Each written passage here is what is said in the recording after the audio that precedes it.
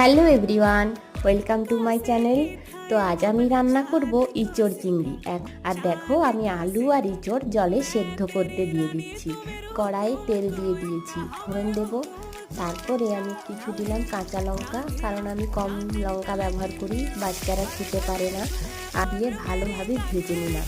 তারপরে দিলাম tomato paste. একটা টমেটো আমি পেস্ট করে নিয়ে এখানে হয়ে গেছে। এখন দিচ্ছি হলুদ গুঁড়ো আর দেবো জিরে গুঁড়ো।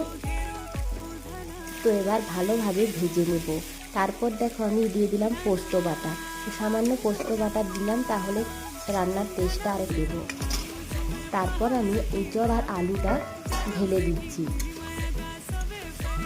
এঁচড় আগে কষিয়ে নিতে হবে। কষিয়ে নেওয়ার পরে সামান্য জল ঢেলে দিতে হবে। তা আছে, তাই বেশি না জল দিলে। এবার ভেজে রাখা চিংড়ি মাছটা দিয়ে দিলাম। তারপর আমি তো গরম গরম ভাতের সাথে এটা খেতে খুব